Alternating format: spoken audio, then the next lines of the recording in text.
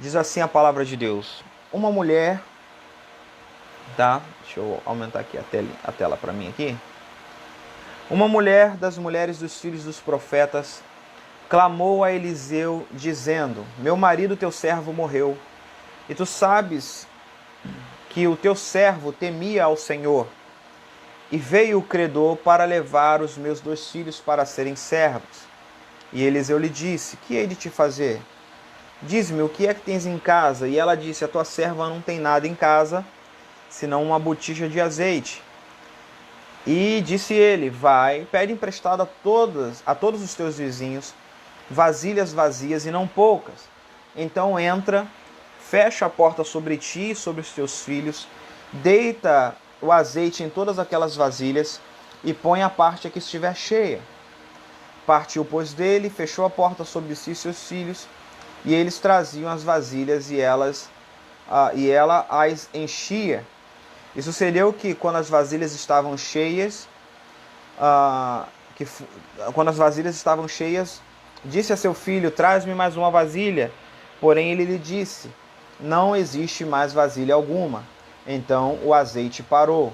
Então veio ela e fez a saber ao homem de Deus, e o homem de Deus disse: Vai, vende o azeite, paga a tua dívida, e tu e os teus filhos vivei do resto. Então, isso é uma palavra muito conhecida, uma passagem muito conhecida dos irmãos, mas eu quero trazer alguns ensinamentos para vocês nessa noite em cima desta passagem, em cima deste trecho da palavra de Deus. O que nós podemos aprender com o milagre do azeite? Primeira coisa que eu quero que você aprenda em relação ao milagre do azeite. Primeira coisa, Deus se importa com todas as coisas na nossa vida. Tem pessoas que acham que Deus só se importa com a área espiritual da nossa vida. Não. Deus se importa com todas as coisas na nossa vida. O versículo 1 diz assim, versículo 1 e versículo 2, diz que aquela mulher, ela foi lá ao profeta dizendo que o marido dela morreu e que o credor veio para levar os 2 filhos dela para serem escravos. Então olha só, aquela mulher tinha uma dívida. O marido daquela mulher morreu e deixou ela com uma dívida.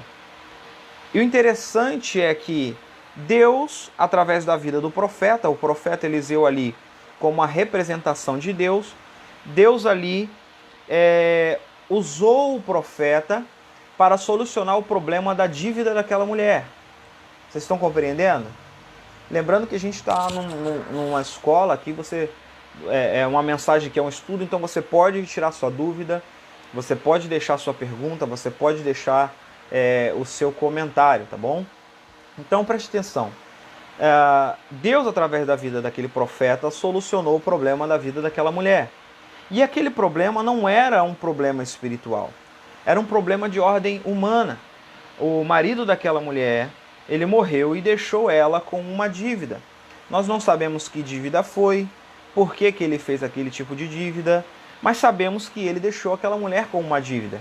Aquela mulher tinha agora uma dívida para resolver, um problema financeiro.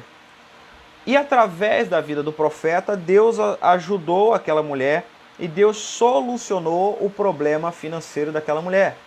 O que nós aprendemos com isso? Que Deus se importa com tudo na nossa vida. Tem gente que acha que Deus só se importa com os problemas espirituais, que Deus só se importa com as coisas espirituais. Querido, você tem que entender que para Deus não existe essa divisão, que na verdade não deveria nem existir para a gente. Nós é que fazemos essa divisão boba de coisas espirituais para coisas humanas, coisas espirituais para coisas terrenas. Essa divisão não deveria existir para a gente. Nós deveríamos olhar todas as coisas como coisas de Deus, como coisas, digamos assim, dos céus, espirituais, com a mentalidade do reino de Deus. Por nós fazermos essa diferença, a gente acaba, na verdade, dando mais ênfase a umas coisas do que as outras. Isso aqui é de Deus, isso aqui não é. Isso aqui é espiritual, isso aqui é terreno. Queridos, tudo é espiritual. Tudo vem de Deus. A palavra de Deus diz que Romanos capítulo 11, versículo 36. Porque dele, por ele, para ele são algumas coisas. É o que está escrito? Algumas coisas? Não. Está escrito que dele, por ele e para ele são todas as coisas. Entende? Todas as coisas. Então, se todas as coisas são dele, por ele e para ele, logo tudo é de Deus, tudo é espiritual. É isso que eu quero dizer. Nós fazemos essa diferença que, na verdade, é uma diferença boba. É uma diferença boba sobre o que é espiritual e o que não é espiritual. Não existe para Deus essa diferença. Deus se importa com todas as coisas na tua vida. Deus se importa com o que você gosta ou não gosta. Deus se importa com problemas financeiros. Deus se importa com problemas de saúde. Deus se importa com problemas de família. Deus se importa com problemas relacionais. Deus se importa da maneira como você está cuidando dos seus filhos. Deus se importa com a tua aparência. Que isso, pastor? Deus se importa com a minha aparência? Sim.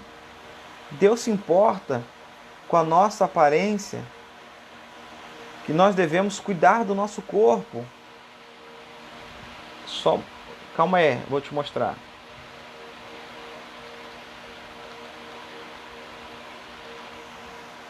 Deixa eu abrir aqui.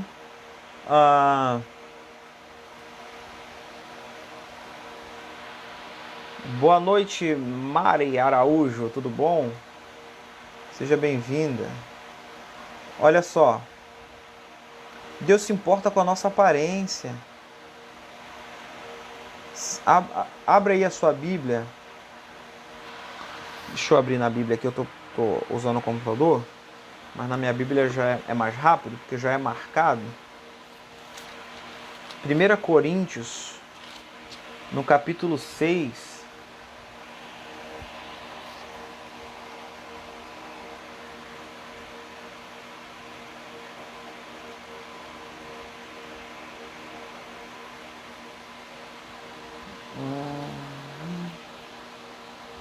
Você vai ver o seguinte.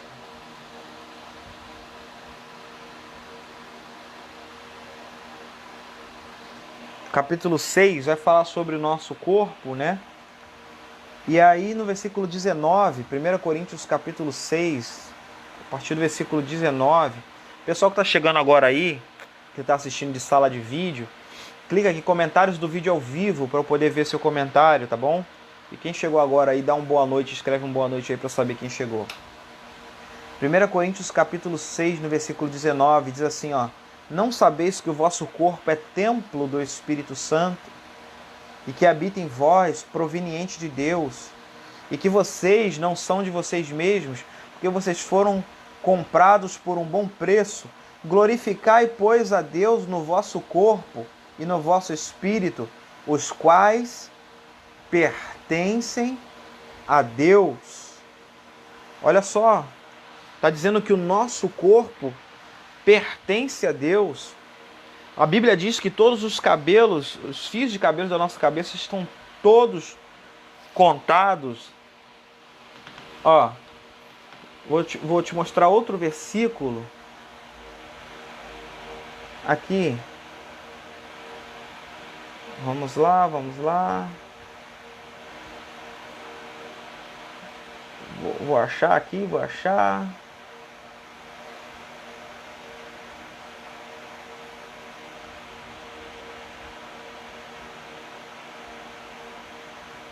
Só um momento. Acho que é no próprio Coríntios mesmo que diz que... Ó, Provérbios 11, 17.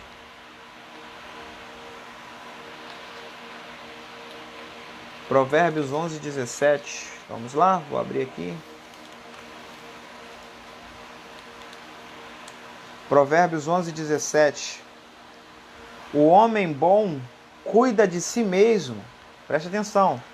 Isso aqui é fantástico. Pessoal que está aí, chegou agora, escreve um boa noite aí. Você que está me assistindo pela sala de vídeo de alguém, coloca aqui, clica aqui, comentários do vídeo ao vivo para eu ver.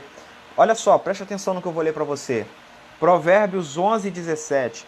O homem bom cuida de si mesmo, mas o homem cruel prejudica o próprio corpo. Então você percebe que Deus, Ele gosta e Ele se importa com tudo na nossa vida, até nos mínimos detalhes. A palavra de Deus diz que quem destruir o templo do Espírito, que é o nosso corpo, Deus o destruirá. Entendeu? Porque Deus se importa com tudo na nossa vida. Nós fazemos essa diferença de coisas materiais e coisas espirituais. Mas essa diferença não existe. Deus se importa com todas as coisas na nossa vida. Deus se importa se você está triste ou não. Ah, se você está triste, Deus se importa com a causa da sua tristeza. Entendeu? Quem nos está chegando agora, nós estamos lendo 2 Reis capítulo 4. O que nós podemos aprender com o milagre do azeite? Eu estou dizendo o seguinte, Deus se importa com tudo na nossa vida. Deus não só está preocupado em te levar para o céu, Ele está preocupado em te dar uma vida e uma vida em abundância. E vida em abundância não está ligado somente a dinheiro, querido. Vida em abundância está ligado a você ter Deus e a presença de Deus e a sabedoria de Deus para conduzir todas as áreas da sua vida. Sejam elas materiais ou espirituais. Nós fazemos essa diferença, mas para Deus essa diferença não existe. Deus olha o ser humano por completo. Por completo. Então Deus se importa contigo, Deus se importa comigo, Deus se importa com cada detalhe, Deus se importa com seus gostos, com a cor que você gosta, com as coisas que você gosta de fazer ou não. Não é à toa que Ele te usa justamente na área em que Ele colocou um dom em você. Porque Ele sabe do que você vai fazer, Ele sabe do que você gosta, Ele sabe como você vai desempenhar bem esse trabalho. Então a primeira coisa que nós aprendemos é isso.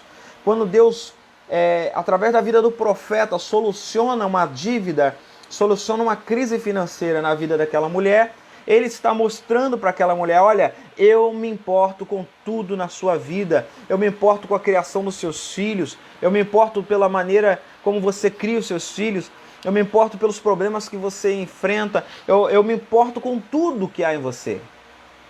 Compreende?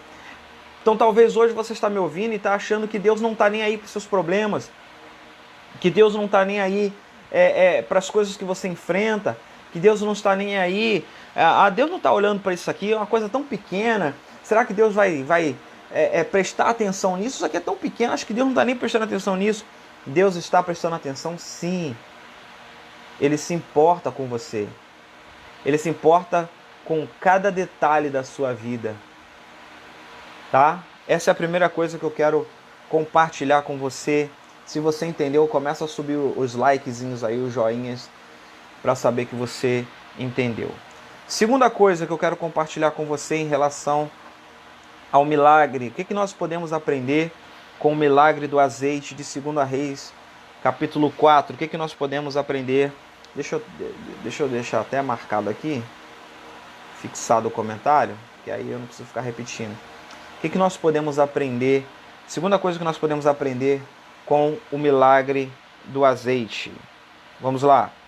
É o que, pastor? Qual é a segunda coisa que nós podemos aprender com o milagre do azeite?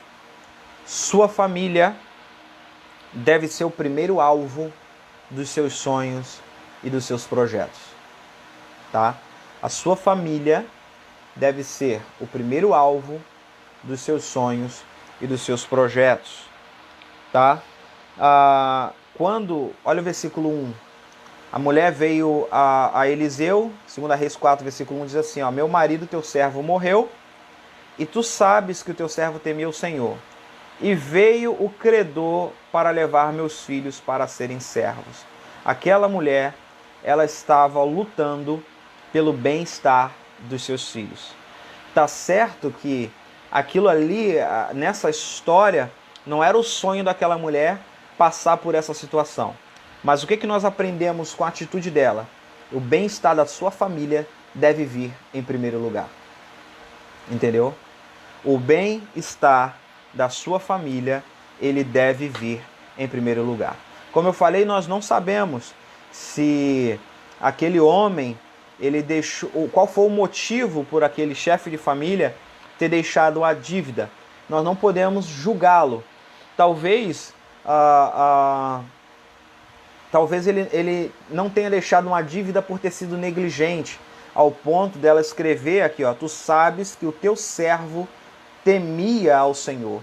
Então uma mulher que olha para o seu marido e reconhece que ele é um homem temente a Deus, dificilmente esse homem errou, mas por algum motivo ficou uma dívida nas mãos daquela mulher, na vida daquela mulher, por algum motivo ela ficou com aquela dívida para pagar.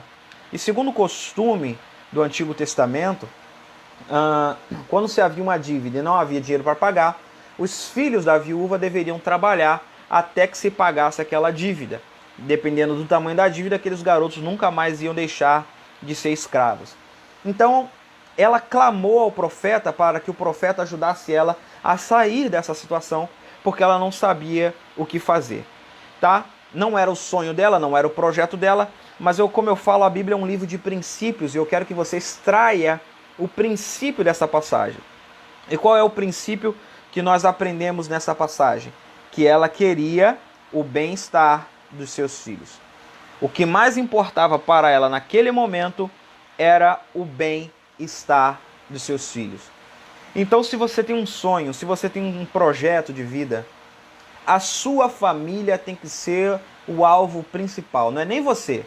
Você que tem que estar bem, é óbvio, você tem que estar bem para poder correr atrás dos sonhos, dos projetos e de tudo aquilo que você quer dar para sua família. Mas o alvo principal dos seus objetivos, o alvo principal dos seus sonhos, o alvo principal dos seus projetos deve ser a sua família. A gente sempre estabelece uma ordem. Deus em primeiro lugar, família em segundo lugar, os irmãos em Cristo em terceiro lugar e os outros em quarto, quinto, assim sucessivamente. Então assim, aquela mulher alcançou um milagre da parte de Deus, creio eu, porque ela desejava o bem-estar dos seus.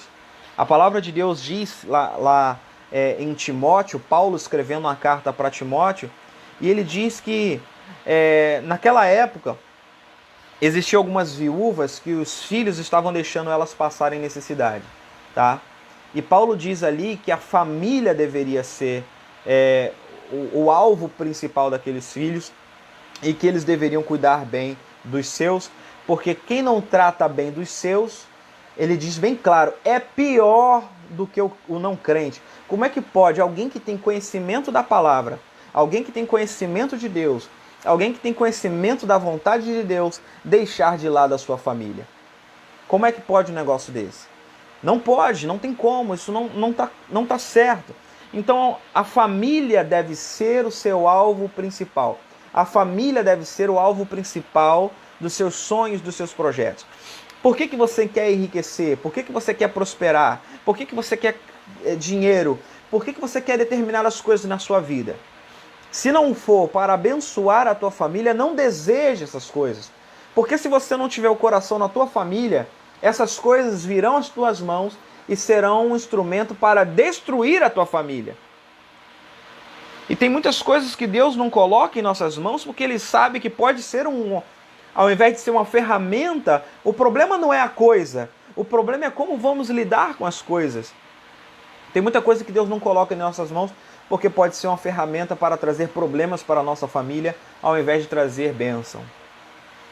Deus sonda os nossos corações, queridos. Deus sonda os nossos corações. Nós não nos conhecemos, mas Deus nos conhece por completo. Ele sonda os nossos corações. O Deus que sonda os nossos corações sabe do que faz.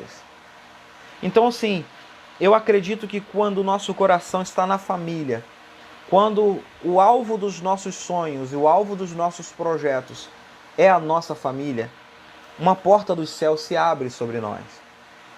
Uma porta dos céus se abre sobre a nossa casa. Então, tenha a sua família como alvo principal dos seus sonhos e dos seus projetos. Amém? Você entendeu? Se você entendeu, sobe os likezinhos aí para eu ver que você entendeu, que você está comigo aqui. Você está prestando atenção comigo aqui. Terceiro, o que nós aprendemos com o milagre do azeite? Terceiro lugar, o que nós aprendemos com o milagre do azeite? Comece pequeno mas comece. Comece pequeno, mas comece. 2 Reis, capítulo 4, versículo 2, olha o que está escrito. E Eliseu lhe disse: o que eu vou fazer por você? Me diz o que você tem em casa. E ela disse: sua serva não tem nada em casa, senão uma botija de azeite. E nós conhecemos a história, lemos a história no início da mensagem.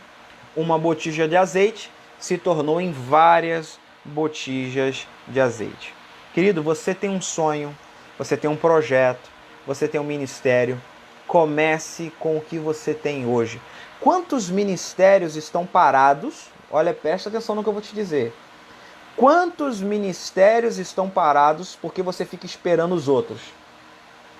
Ah, ninguém vai comigo. Ei, quem disse que alguém tem que ir com você? Vai você. E Deus vai enviando as pessoas certas para poder caminhar junto contigo. Vai você, comece o seu ministério e depois Deus vai te mostrando as pessoas que tem que caminhar contigo. Tem gente que tem ministério assim, que Deus vai usar de modo tremendo, mas a pessoa não coloca em prática, não faz nada. Boa noite, irmã Delma. Seja bem-vinda. A pessoa não coloca em prática e não faz nada no seu ministério porque ela acha que a igreja toda tem que estar indo junto. Querido, Jesus só precisou de 12. Tinham outros, mas Jesus só precisou de 12 para fazer grandes coisas. E aí você não faz porque, eu não sei o que, não sei o que. Querido, comece com o que você tem. Aquela mulher, para ter muitas botijas de azeite, ela só precisou de uma botija de azeite. Um pé de manga para produzir centenas de mangas, ele só precisa de uma semente de manga. Então comece com o que você tem, comece com o que você tem disponibilidade, comece com o horário. Ah, mas eu queria fazer tanto para Deus. Quando eu tiver mais tempo eu vou fazer. Não vai fazer, isso é mentira. Porque quem quer fazer, faz com o tempo que tem. Se hoje você só tem 5 minutos, você vai usar os seus 5 minutos para fazer. E se Deus vê que você realmente faz com 5 minutos, Ele te dará 10. Se Deus vê que você está fazendo com 10, Ele vai te dar 1 hora. Se Deus vê que você está fazendo com 1 hora, Ele vai te dar 2, 3, 4. Mas as pessoas ficam usando desculpas para não fazerem as coisas. Ah, se eu tivesse mais tempo, eu iria fazer. Ah, se eu tivesse não sei o que, eu iria fazer. Mentira, não vai fazer se você tiver. Porque quem quer fazer algo de fato, faz com o que tem em mãos. Faz com o tempo que tem, faz com os recursos que tem, faz da maneira que pode. Entende? Deus foi bem claro. Se nós formos fiéis no pouco, seremos colocados sobre o muito. Porque muitas pessoas não estão sobre o muito. E estar sobre o muito familiarmente, financeiramente, ministerialmente. Porque muitas pessoas não estão sobre o muito, porque elas não fazem nem o pouco. Querido, antes de olhar para o muito, olhe para o pouco. Antes de olhar para as grandes obras, olhe para as pequenas obras, que são tão importantes quanto as grandes. Paulo diz que a igreja é um corpo e todos nós somos membros desse grande corpo. E diz que todos são importantes. E ele diz que todos são importantes. Ele diz o seguinte: até aqueles que nós falhou a palavra, julgamos como indignos, digamos assim. Até aqueles que nós julgamos como indignos. O que? O intestino. Vocês estão me entendendo, né? Por onde saem as fezes. Faz parte do corpo. E ele diz o seguinte: até aqueles que nós julgamos de modo indigno são importantes para o corpo. O mal é que todo mundo quer ser cabeça. Entendeu? Mas o próprio Cristo disse que se vocês quiserem ser grandes nessa terra, sejam servos. Então a gente tem que começar com o que tem. E depois vai crescendo. Vai crescendo. Até Jesus precisou crescer. A Bíblia diz lá, Lucas 2,52. E crescia Jesus em sabedoria, estatura e graça diante de Deus e diante dos homens. Querido, até Jesus, preste atenção. O Deus que se fez carne, que veio ao mundo, ele não ficou, eu preciso de 1000 pessoas para poder mudar o mundo. Ele escolheu 12. 12. 12. E eu vou te dizer algo, tá? Que bom que venham as multidões para ouvir a palavra e para aprender a palavra. Mas isso não quer dizer nada. O que importa é estarmos no centro da vontade e do querer de Deus. Então, quantas coisas você está atrasando na tua vida? O que você pode aprender com esse milagre?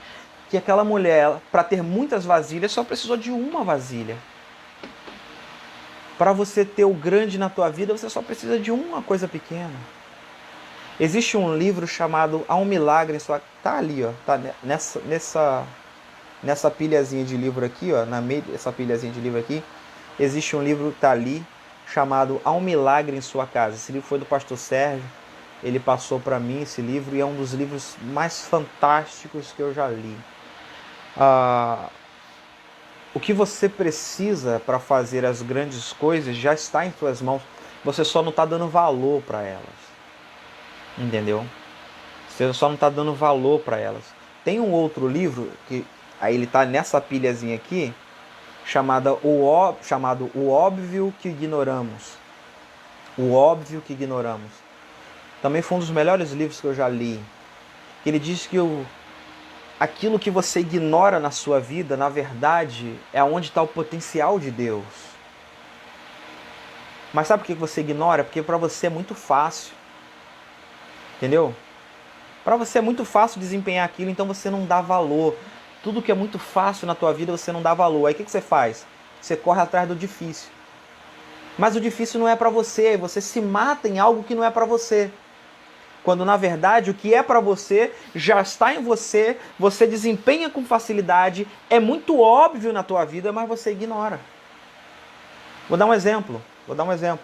Um pintor, alguém que pinta, né, que sabe desenhar, aquilo ali é muito fácil para ele e ele desenha com uma facilidade tão grande assim, que muitas pessoas queriam ter essa habilidade, mas não tem, mas essa pessoa tem. Então o que ela faz? Ela ignora esse dom porque é muito fácil para ela pintar, então ela não dá valor. Mas aí ela olha para a pessoa que é boa de matemática, por exemplo, e fala assim, nossa, eu queria ter esse dom, eu queria ser bom em matemática como o fulano é, eu queria ser bom em matemática como o ciclano é. E aí se mata para aprender matemática, quando na verdade, se ele se dedicasse mais naquilo que é muito óbvio na vida dele, que é ser pintor, ele iria prosperar muito mais com a pintura do que se dedicando a ser um matemático. Compreende? Então tem coisas na tua vida que você está menosprezando, tá? Existem coisas na sua vida que você está menosprezando, mas é ali que está o milagre de Deus. Para ter muitas vasilhas de azeite, você só precisa de uma. O Rafael escreveu assim, servir é melhor do que ser servido. Claro, é melhor dar do que receber, porque quem dá tem. A Rosana botou, quem não presta para servir, não presta para ser servido. Isso é verdade. Na verdade, quem só recebe serviço já recebeu o galardão. Então, comece pequeno, tá? Agora, vamos para o quarto ponto? O terceiro é comece pequeno. Agora o quarto ponto. Pense grande. Começar pequeno não quer dizer que você tem que pensar pequeno. Começar pequeno não quer dizer que você tenha que pensar pequeno. Pense grande. Deus é um Deus. O que é pensar em grande, pastor? É pensar com excelência.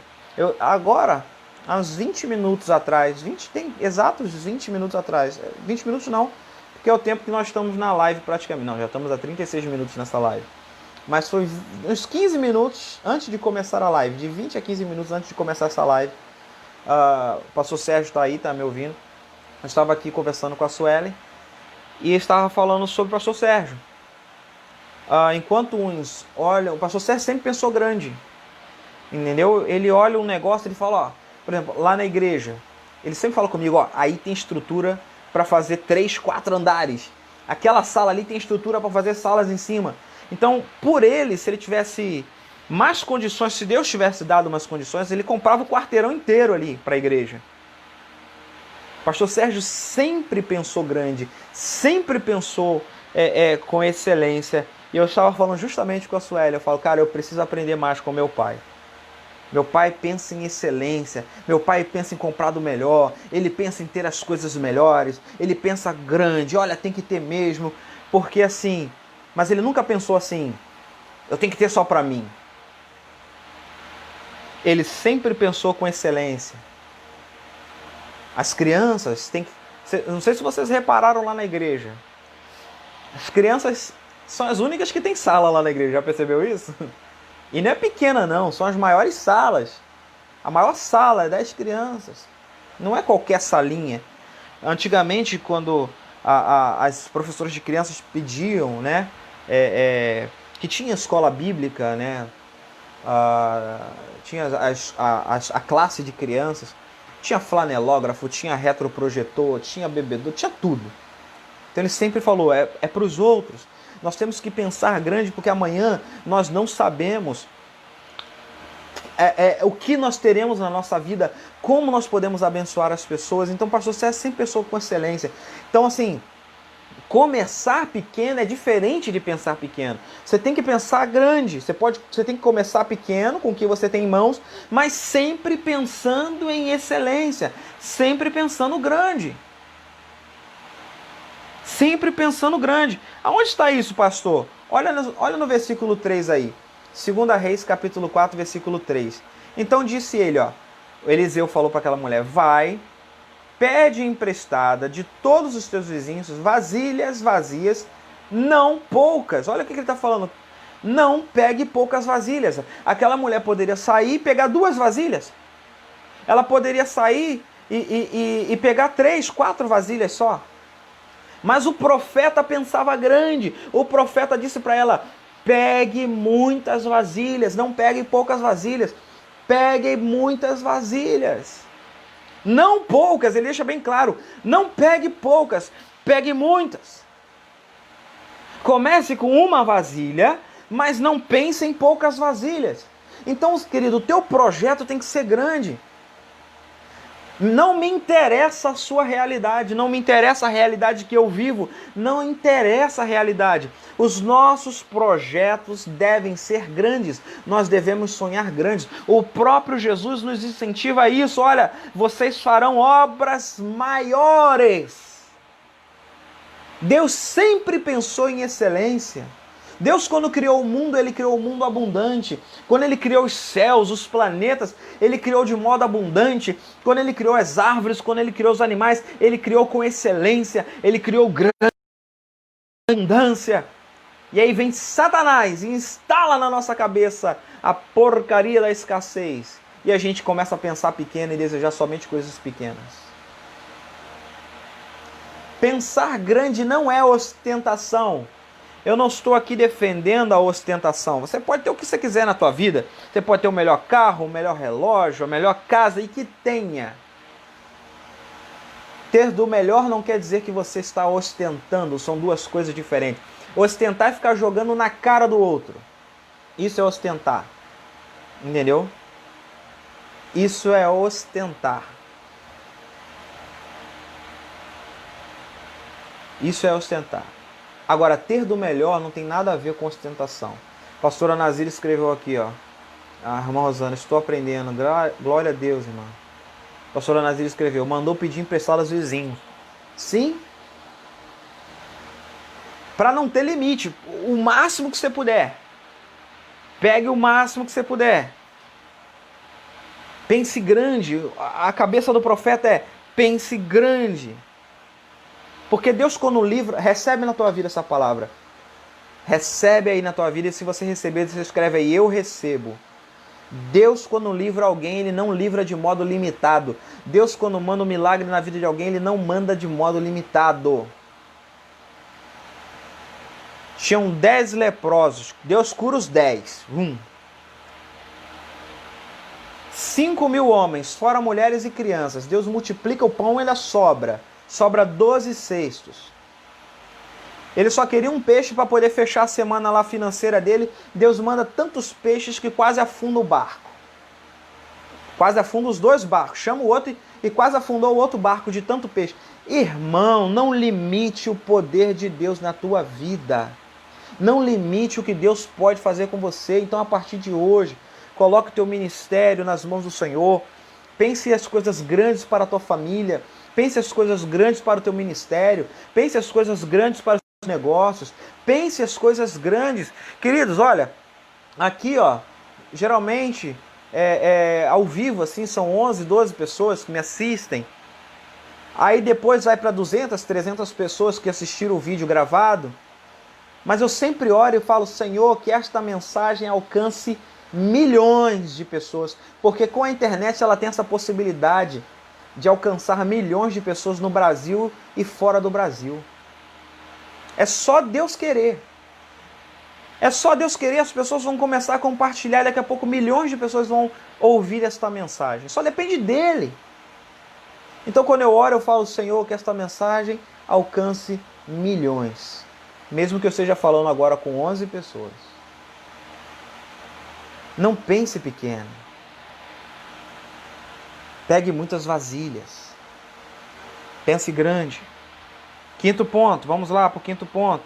Quem recebe, escreve aí, eu recebo. Aleluia. Quinto ponto, o que nós podemos aprender com o milagre do azeite? Já falamos, depois eu faço uma recapitularização. Eu posso recapitularizar tudo aí. Quinto ponto, o que a gente aprende com o milagre do azeite? Que existem coisas que só você e Deus podem lidar com elas. Existem coisas que é só com você e com Deus. Versículo 3. Então ele disse, vai, pede emprestada de todos os teus vizinhos vasilhas vazias e não poucas. Então entra, fecha a porta sobre ti e sobre os teus filhos, deita o azeite em todas aquelas vasilhas, coloca de lado a que estiver cheia. Olha só, presta atenção. Por mais que os outros possam te ajudar, aquela mulher, ela foi lá pedir aos vizinhos, mas por mais que os outros possam te ajudar, existem momentos que é só você e Deus. Olha só, pede aos teus vizinhos, depois entra no teu quarto, tu e teus filhos, somente a família, e fecha a porta sobre ti. E deita o azeite em todas as vasilhas. Então assim, tem horas que você acha que está sozinho. E você está sozinho mesmo, tá? Como assim, pastor? A minha ajuda na tua vida é só até certo ponto. Tem pontos que Deus não vai permitir que eu ajude mais você. A ajuda da tua família na tua vida vai só até certo ponto. A ajuda dos teus amigos na tua vida, dos teus vizinhos, do teu próximo na tua vida só vai até certo ponto. Depois tem hora que Deus não vai permitir mais que as pessoas ajudem você. Por alguns motivos. Primeiro, tem mistério que é só Deus e você. Tá? Por quê? É igual da filha de Jairo. Quando Jesus cura aquela mulher do fluxo de sangue, isso está lá em Marcos capítulo 5, ele chega na casa de Jairo e ele diz assim para o pessoal que está lá, olha, mandem todos sair. E só entrou ele, Jesus, o pai e a mãe da menina, Pedro, Tiago e João. Mais ninguém, ele mandou todo mundo sair. Está escrito lá, veja lá em Marcos 5. Ele manda todo mundo sair. Quer ver? Eu vou ler para você, para não ficar só nas minhas palavras. Marcos capítulo 5.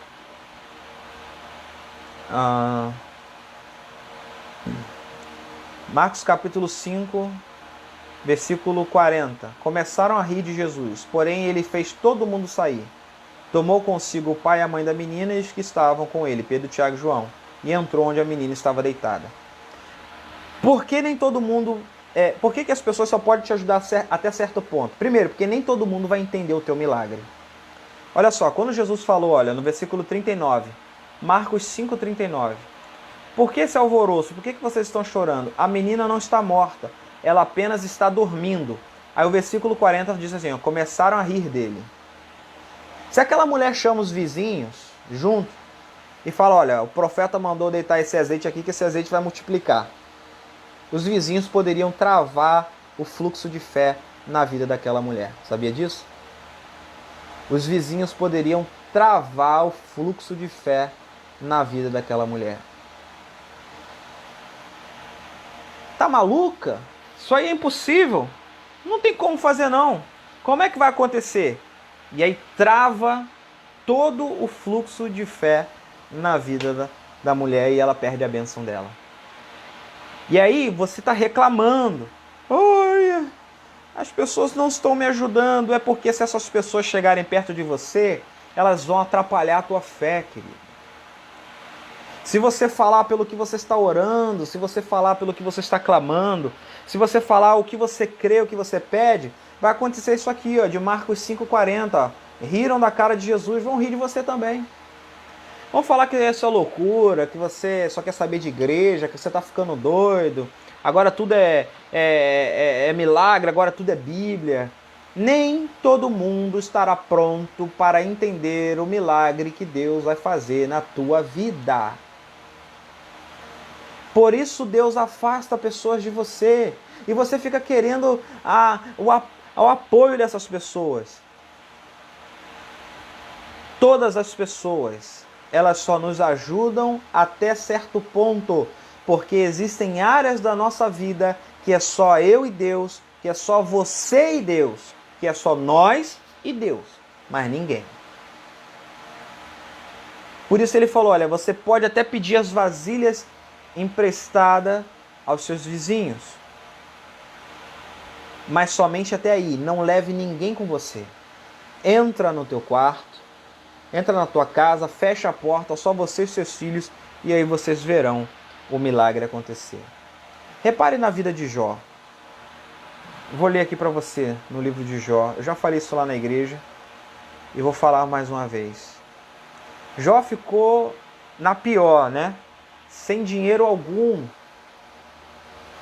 E aí quando chega no último livro de Jó, no último capítulo do livro de Jó, e aí, ó, o Senhor virou o cativeiro de Jó quando ele orava pelos seus amigos.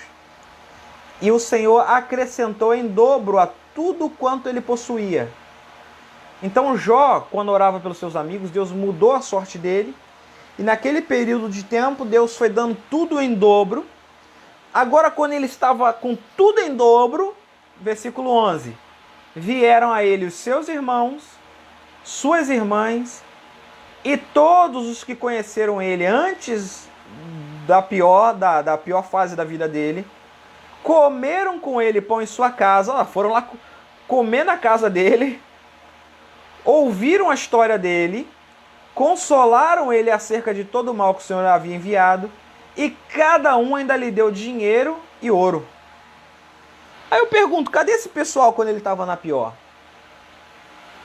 Se o pessoal podia dar dinheiro e ouro para ele, por que só deu dinheiro e ouro para ele quando ele já tinha mudado a sorte, quando ele já tinha um dobro de tudo? Então, além do dobro, o cara ganhou mais. Ficou com o dobro e um pouco mais. Quase que o triplo. Mas a minha pergunta é, cadê os irmãos? Cadê a família? Querido, não é maldade da família. Presta atenção. Olha só. Se condoeram dele, consolaram ele. Ou seja, só depois que tinha passado, Deus abriu o entendimento daquelas pessoas para o real problema de Jó. Até então, eles estavam como uma cegueira espiritual. E é o que Deus faz com alguns. Alguns Deus, fecha o entendimento e eles não conseguem nos ajudar. E não é maldade não, tá? É porque Deus quer ter uma experiência comigo e com você. Somente com a gente. Só com a gente. Deus quer ter uma experiência só com a gente. Entende? E aí foi com aquela mulher. E você precisa aprender isso. Você precisa aprender isso. Nem todo mundo estará pronto. E nem todo mundo vai suportar ver tua vitória. Nem todo mundo vai suportar ver o seu milagre. Sexta coisa que eu quero compartilhar contigo. O que nós aprendemos? O que nós aprendemos com o milagre do azeite? Entenda que os recursos que Deus nos dá, eles são ilimitados. Olha o versículo 6, 2 Reis 4:6. Sucedeu que cheias foram as vasilhas, disse a seu filho, traz mais uma vasilha. Porém ele disse, não há mais vasilha alguma. Então o azeite parou. Os recursos de Deus, eles são ilimitados. É que eu quero falar para você. Não limite o teu Deus. Ah, mas como Deus vai fazer? Não limite o teu Deus. Mas vai vir de que... Será que Deus pode? Claro que pode. Ele pode todas as coisas. Não limite o teu Deus. A Bíblia mostra ali nessa história da mulher do azeite que o azeite só parou, não acabou. O azeite parou. E parou por quê? Porque ela não tinha mais vasilhas. Entende? Porque se ela tivesse mais vasilhas, mais azeite iria ser derramado ali. Então é o seguinte, não limite o seu Deus. Não limite o seu Deus. Quanto mais coisas você colocar nas mãos de Deus, mais o poder dele você vai ver. O poder de Deus é ilimitado. O azeite não acaba. O azeite para porque nós somos limitados. Aquela mulher tinha uma limitação. Qual era a limitação dela? Não ter mais vasilhas. Essa era a limitação dela. E talvez as coisas de Deus não fluem na tua vida porque você está colocando limites a Deus. Ou seja, você não está tendo vasilhas vazias para colocar diante do Senhor. Porque se você colocar vasilhas vazias diante do Senhor, você pode ter certeza que Ele vai encher. Tudo que você coloca à disposição do Senhor, o Senhor enviará o seu azeite. Não somente na área financeira, mas se você se colocar o teu dom, o teu projeto, os seus sonhos, o teu talento, o seu ministério, a sua família à disposição do Senhor, o Senhor enviará o seu azeite. Os seus recursos, é isso que eu quero dizer. Coloque os seus filhos diante do Senhor. Seus filhos serão como vasilhas diante do Senhor. E o Senhor os usará. O Senhor vai usar os seus filhos. Mas se você colocar os seus filhos como vasilhas diante do Senhor, para que o Senhor os encha com azeite. Hoje à noite, vocês que são pais, que são mães aí que estão me ouvindo agora, vocês vão chegar diante dos seus filhos e vão orar e vão falar, Senhor, os meus filhos, os meus netos, eles são vasilhas. Eles são vasilhas em tuas mãos. E o Senhor vai encher com azeite. O Senhor usa tudo aquilo que nós colocamos à disposição dele. E detalhe, tudo que nós colocamos à disposição dele, ele envia o azeite, ele envia a bênção, ele envia a multiplicação. E por último, sétima coisa que eu quero compartilhar com você, o que nós aprendemos com o milagre do azeite, está no versículo 7, que diz assim, ó, então veio ela e fez saber ao homem de Deus, e o homem de Deus diz, vai, vende o azeite e paga a tua dívida, e tu e teus filhos vivei do resto. Sempre conduza a sua vida debaixo de uma palavra de Deus. Sempre conduza a tua vida debaixo de uma orientação da palavra de Deus, debaixo de um princípio da palavra de Deus. O profeta aqui era a representação da palavra de Deus. O profeta era a boca de Deus. Então ele era a representação da palavra de Deus. Aquela mulher, ela foi guiada pelos princípios de Deus. Aquela mulher, ela foi guiada pela palavra de Deus. Aquela mulher, ela foi guiada pela orientação da palavra de Deus. Você tem um ministério? Pergunte a Deus, Senhor, qual é o caminho? O que eu devo fazer? Me orienta, me guia, me conduz. O seu ministério tem que ser conduzido pela palavra de Deus para que ele possa fluir. O seu casamento tem que ser conduzido pela palavra de Deus para que ele possa fluir. Aquela mulher chegou e falou, olha, profeta, tudo bem, agora eu tenho azeite, o que eu faço com azeite? Ele diz, ó, vai lá e vende. Paga a dívida e vive do resto. Então, para ela viver do resto, ela ia ganhar muito dinheiro. O que me mostra? Que quando nós somos conduzidos pela palavra de Deus, a palavra de Deus nos orientará à prosperidade. E quando eu estou falando prosperidade, querido, eu estou falando a dar certo.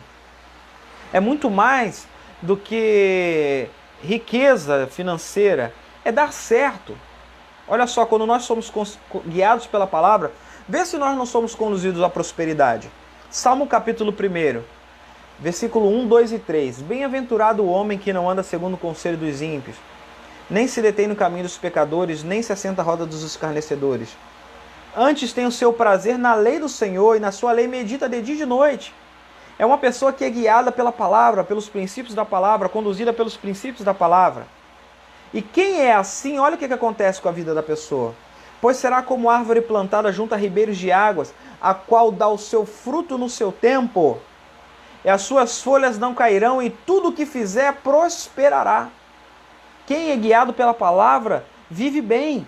Quem é guiado pela palavra recebe da bênção do Senhor, vive a bênção do Senhor.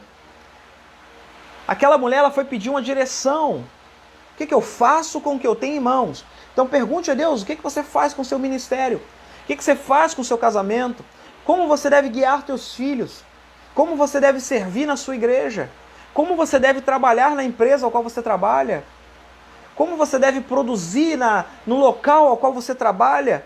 Como você deve conduzir seus negócios, seus sonhos? Quando nós somos guiados pela palavra, nós somos guiados e conduzidos à prosperidade. Lembrando que prosperidade é dar certo. É cumprir o propósito. Prosperidade é acertar o alvo. Josué capítulo 1, versículo 8 e 9. Olha só. Não aparte da tua boca o livro desta lei, que representa a palavra que sai da boca de Deus. Antes medita nela de dia e de noite, para que você tenha cuidado de fazer conforme a tudo quanto está escrito na palavra. Porque então, olha aí, farás prosperar o teu caminho e você será bem-sucedido. Só o versículo 8, Josué capítulo 1, versículo 8. Você vai prosperar o teu caminho e será bem-sucedido. Se você quer aprender alguma coisa com o milagre do azeite, entenda isso, que todo o azeite que você tiver, todas as vasilhas, ou seja, os recursos que você tem, eles devem ser utilizados de acordo com a palavra. Você não acredita? Vamos lá, mais um versículo então, para que a coisa fique mais clara na sua cabeça. Lucas capítulo 5, a partir do versículo 5, respondeu Simão, olha, no empreendimento dele, nos negócios dele. Pedro disse para Jesus, mestre, trabalhamos a noite toda e nada pegamos. Olha só, não entrou o dinheiro que a gente esperava, não vendi o quanto eu esperava vender, a coisa não deu certo. Mas debaixo da tua palavra lançarei a rede. Eu vou te obedecer, eu vou conduzir os meus negócios na direção da tua palavra, eu vou conduzir a minha família na palavra, eu vou conduzir o meu ministério na palavra, eu vou conduzir os meus sonhos na palavra, eu vou conduzir os meus filhos na palavra, eu vou conduzir a minha vida, as minhas emoções na palavra, eu vou direcionar a minha saúde baseado no que a palavra diz. Tudo que a palavra nos orienta dará certo, nos fará prosperar, atrairá a bênção do Senhor sobre nós. E fazendo assim, versículo 6, Lucas 5, versículo 6, quando ele fez debaixo da palavra, colher uma grande quantidade de peixes que quase rompia a rede. E ele fez sinal aos companheiros que estavam no outro barco para que fossem ajudar. Aí agora os vizinhos voltam. O azeite daquela mulher com certeza também abençoou a vida dos vizinhos que emprestaram as vasilhas, compreende? Agora os vizinhos podem. Tem pessoas que elas não podem entrar no processo do milagre, mas depois que o milagre acontecer, você pega e abençoa a vida delas. Honre os vizinhos que te emprestaram vasilhas. E fizeram sinal aos companheiros que estavam no outro barco. para que fossem ajudar, e foram e encheram ambos os barcos, de maneira tal que quase afundaram os dois barcos. Tudo que Deus faz é grande, é com excelência, é abundante, mas isso acontece quando nós estamos orientados pela palavra de Deus. Ah, meus queridos, quanto tempo eu já perdi, infelizmente, porque eu me orientei somente pelo que eu achei que tinha que me orientar, quando na verdade eu poderia estar me orientando somente pela palavra, e eu me orientei pelos meus achismos. Quanto tempo eu perdi? Se oriente pela palavra. Bom, vamos recapitular? O que nós aprendemos com o milagre do azeite? Aprendemos que Deus se importa com todas as coisas da nossa vida, não somente com as áreas espirituais, mas com todas as áreas. Segundo, aprendemos que a nossa família deve ser o primeiro alvo dos nossos sonhos e projetos. Terceiro, aprendemos que devemos começar pequeno e ir crescendo. Quarto, começar pequeno é diferente de pensar pequeno. Nós devemos começar pequeno, mas sempre pensar grande. Não poucas vasilhas, muitas vasilhas. Quinto, existem coisas que só nós e Deus podemos viver. Porque nem todo mundo vai entender o milagre, nem todo mundo está pronto para o milagre que Deus vai fazer conosco. Sexto, entenda que os recursos de Deus são ilimitados. Não há limites. O azeite, ele só parou porque não tinha mais vasilhas. Deus pode fazer mais. Sétimo e último, conduza tudo debaixo dos princípios e das orientações da palavra de Deus. Aquela mulher foi lá perguntar: o que eu faço com azeite? E o profeta, representando a palavra de Deus, deu uma direção. Conduza tudo na tua vida debaixo da palavra de Deus. Amém? Que Deus possa ter abençoado a sua vida através dessa palavra. Espero que eu possa ter abençoado você, a tua casa, a tua família, em nome de Jesus.